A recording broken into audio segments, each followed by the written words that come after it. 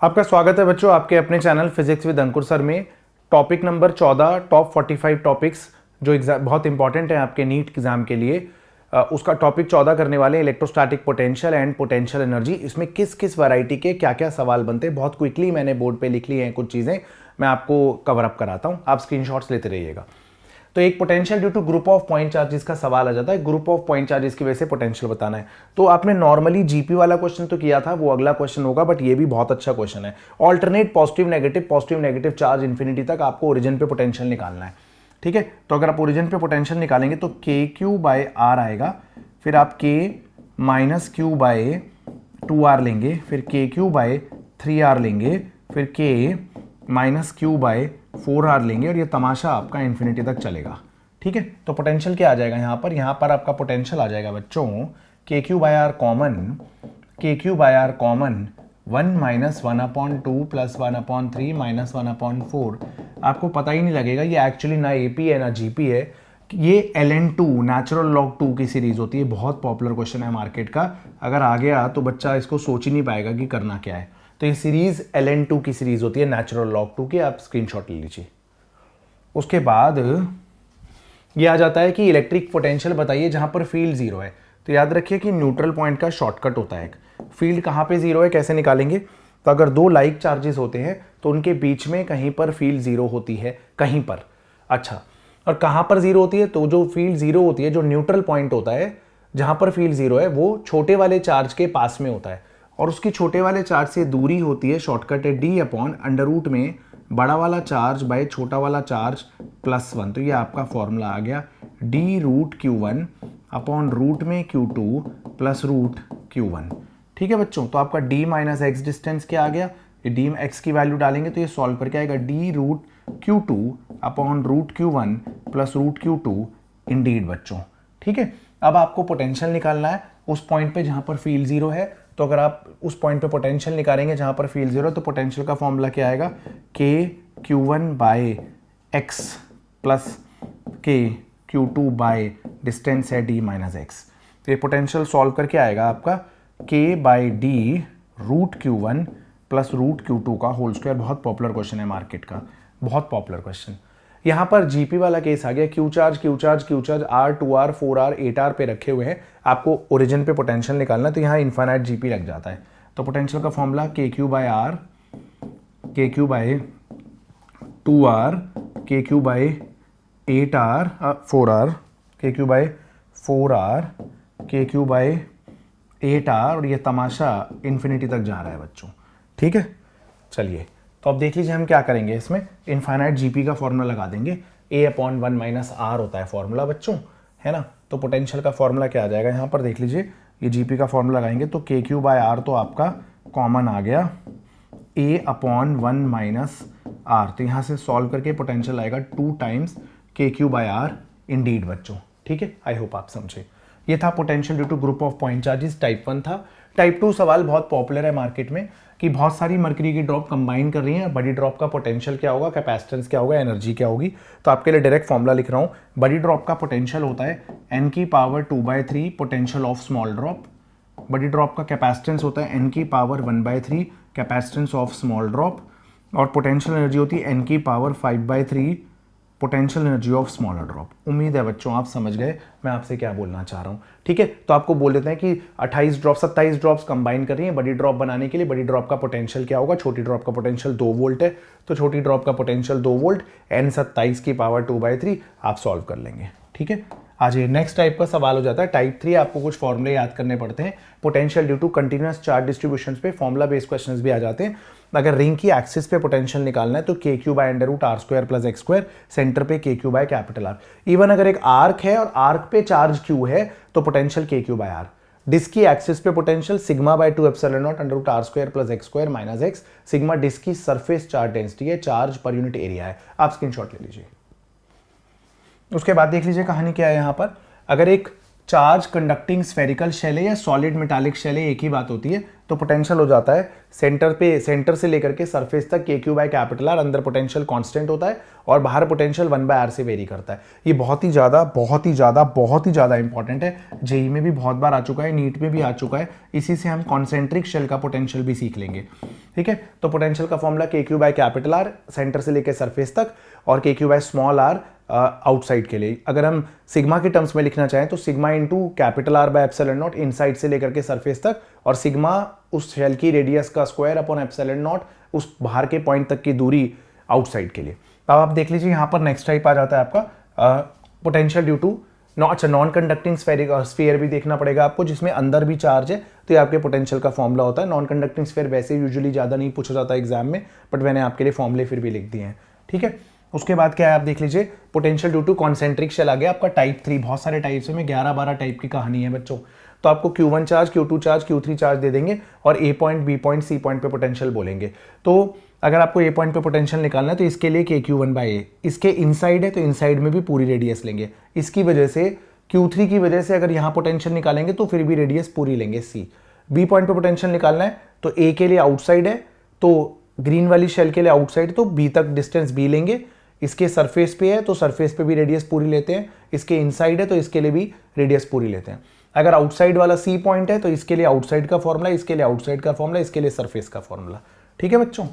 Potential due to concentric shells में अगर sigma given हो तो आपको सिग्मा, माइनस सिग्मा और सिग्मा मैंने ऐसे ही दे दिए वैल्यूज। आपको ABC पे पोटेंशियल बताना है तो A के लिए सबका सरफेस वाला या इनसाइड वाला फॉर्मूला लग जाएगा। इसके सरफेस पे है, इसके लिए इनसाइड है, इसके लिए इनसाइड है, तो इनसाइड के लिए भी रेडियस हम शेल की पूरी लेके चलते हैं। कैपिटल आर जो शेल की रेडियस है उससे कम डिस्टेंस तो हम कभी लेते ही नहीं है, ठीक है। अगर B पॉइंट लेना है तो इसके लिए आउटसाइड का फॉर्मूला, A शेल के लिए A शेल की वजह से पोटेंशियल निकालना है B पॉइंट पे तो आउटसाइड का फॉर्मूला, B के लिए सरफेस का, C के लिए इनसाइड का। C पॉइंट पे निकालना है तो इसके लिए आउटसाइड है पॉइंट, इसके लिए आउटसाइड है, इसके लिए सरफेस है, ठीक है बच्चों।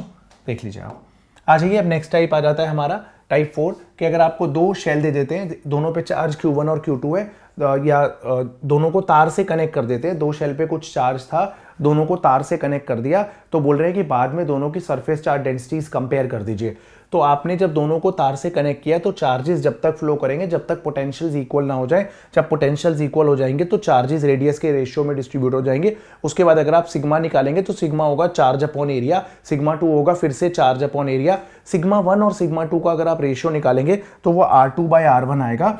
दोनों शेल्स पे जो सरफेस चार्ज डेंसिटीज आ जाएंगी जब इक्विलिब्रियम हैज बीन अटेन्ड तो सिग्मा 1 और सिग्मा 2 R2/R1 आ जाएगा। यानी एक्चुअली में सरफेस चार्ज डेंसिटी रेडियस के इनवर्सली प्रोपोर्शनल है। यहां से एक लॉजिक बन जाता है कि अगर हमें एक कंडक्टर जिसकी अजीब सी शेप है, टेढ़ी मेढ़ी बाकी तिरछी शेप है बाल को, तो जो बिल्कुल शार्प एज है वहां पर सिग्मा बहुत ज्यादा होगा, जो थोड़ा कर्व्ड है वहां सिग्मा कम होगा, जो बहुत फ्लैट है वहां पर सिग्मा सबसे कम होगा। तो अगर आप एक कंडक्टर को कुछ चार्ज देते हैं तो उस पर पोटेंशियल कांस्टेंट होता है, बट पूरे कंडक्टर की शेप अगर अजीब सी है तो उस पर सिग्मा हर जगह पर सेम नहीं होता। जहां रेडियस ऑफ कर्वेचर सबसे कम है वहां बहुत ज्यादा सिग्मा होता है, और जहां रेडियस ऑफ कर्वेचर ज्यादा है वहां सिग्मा कम होता है।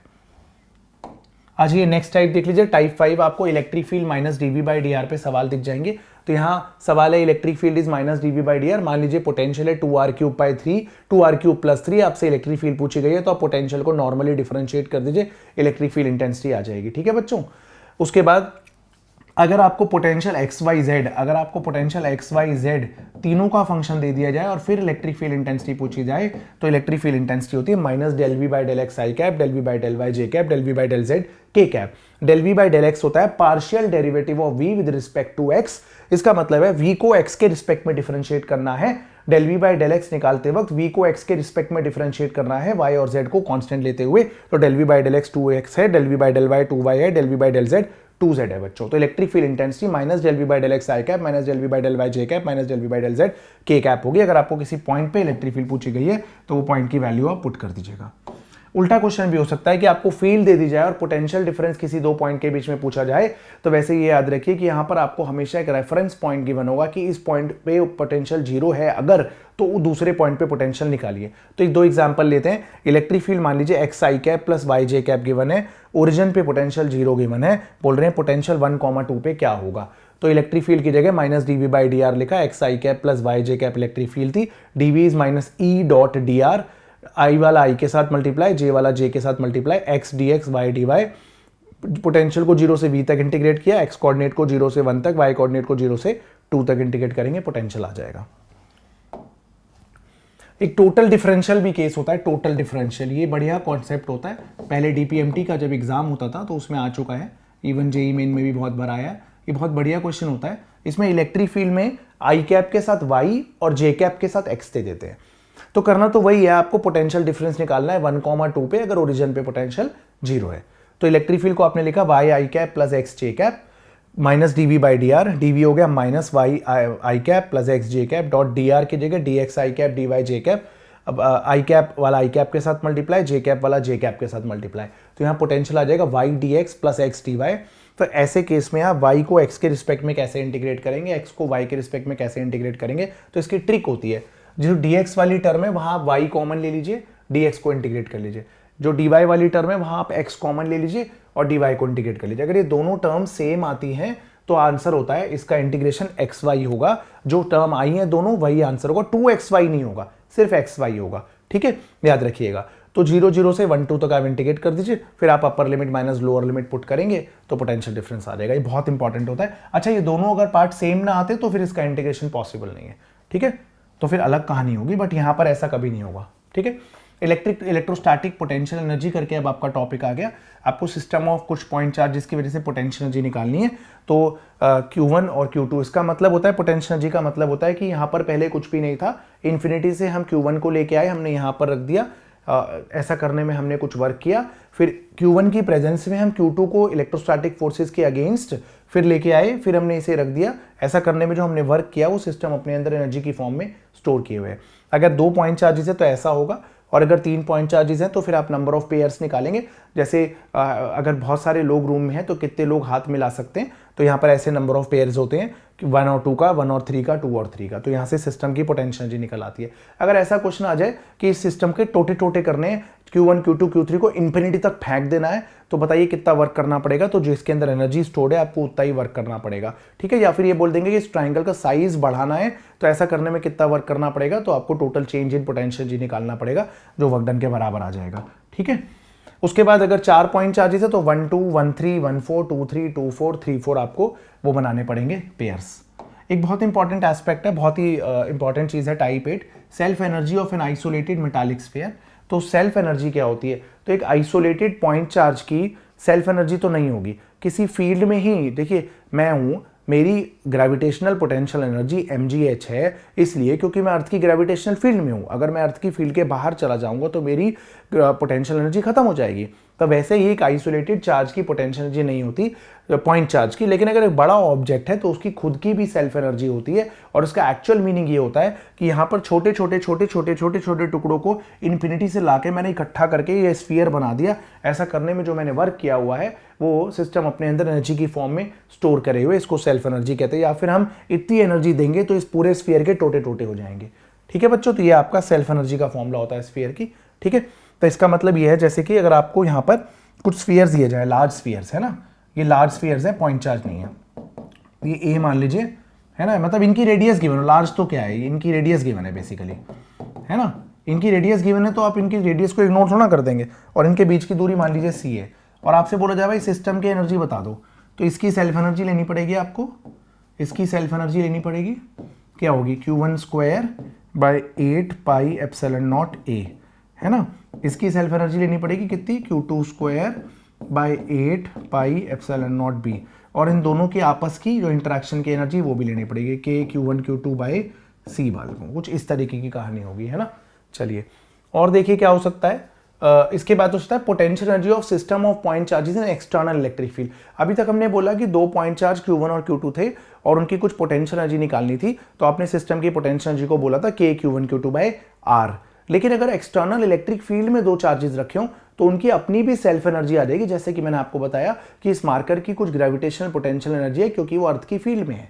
ठीक है, तो यहाँ पर इस चार्ज की भी पोटेंशियल एनर्जी होगी Q1 इंटू पोटेंशियल एट ए, इसकी भी सेल्फ एनर्जी होगी Q2 into potential at B, और इन दोनों की आपस की भी होगी K Q1 Q2 bye A B. तो ऐसा क्वेश्चन आपको बहुत ही इंपॉर्टेंट और बहुत ही पॉपुलर सुपर इंपॉर्टेंट सवाल है कि आपको दे देता है इलेक्ट्रिक फील्ड किसी रीजन में 10/r² है, तो बताइए कि अगर 2 चार्ज यहां पर रखे जाए कुछ कुछ दूरी पे तो इनकी पोटेंशियल एनर्जी क्या होगी।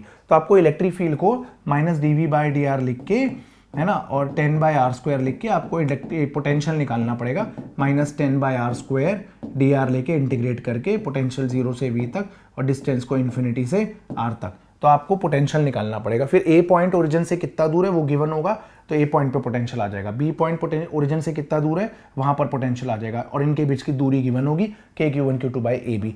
तो बहुत इंपॉर्टेंट क्वेश्चन होता है, इलेक्ट्रिक फील्ड की आपको इक्वेशन गिवन होता है, इलेक्ट्रिक फील्ड का फंक्शन गिवन होता है, और दो सिस्टम ऑफ पॉइंट चार्जेस की पोटेंशियल जी निकालनी होती है। जेई में बहुत बार पूछा गया है सवाल, और बहुत ही ज्यादा पॉपुलर सवाल है। आइए इसके बाद क्या हो सकता है, कल को बोल देते हैं work done by external agent क्या होगा, एक क्यू नॉट चार्ज को ए से बी तक ले जाने में। तो एक्सटर्नल एजेंट के द्वारा किसी क्यू नॉट चार्ज को ए से बी तक ले जाने में जो वर्क डन होता है वो होता है Q naught potential at B minus potential at A. और इलेक्ट्रिक फोर्स के द्वारा बोला जाए तो work done by external force का नेगेटिव होता है। ऐसे आ जाता है क्वेश्चन की कॉन्सेप्चुअल क्वेश्चन आ रहेगा कि यहाँ पॉजिटिव चार्ज है, हम एक क्यू नॉट चार्ज को ए से बी तक लेके जा रहे हैं एक्सटर्नल फोर्स के द्वारा, तो वर्क डन का साइन क्या है, पॉजिटिव है नेगेटिव है। तो अगर पॉजिटिव चार्ज है तो पास में पोटेंशियल ज्यादा होगा, दूर पोटेंशियल कम होगा, तो वीए वीबी से बड़ा होगा। तो work done by external agent charge को ए से बी तक ले जाने में होगा Q naught potential at B minus potential at ए।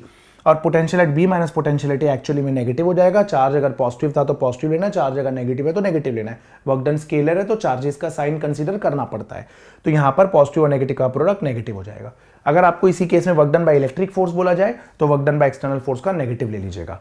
अगर नेगेटिव चार्ज है तो उसके पास में पोटेंशियल कम होगा, उससे दूर पोटेंशियल ज्यादा होगा। तो सेम क्वेश्चन अगर करा जाए कि एक क्यू नॉट चार्ज को ए से बी तक ले जाने में एक्सटर्नल फोर्स के द्वारा जो वर्क किया जाएगा उसका साइन क्या होगा, तो work done by external agent A से बी तक चार्ज को ले जाने में होता है Q naught potential at B minus potential at A.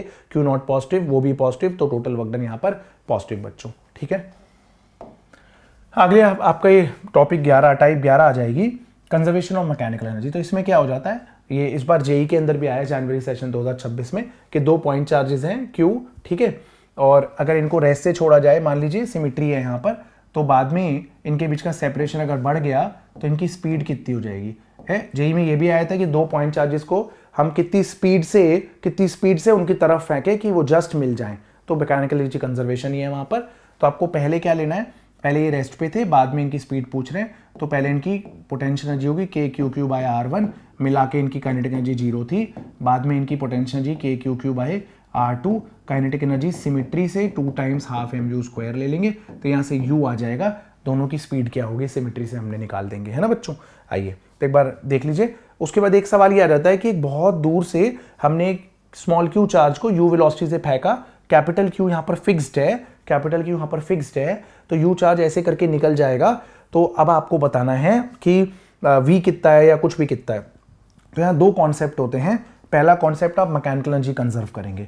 Mechanical energy conserve कैसे करेंगे बच्चों, एक बार स्क्रीनशॉट ले लीजिए बच्चों, मुझे इरेज करना पड़ेगा, जगह कम है तो, ठीक है।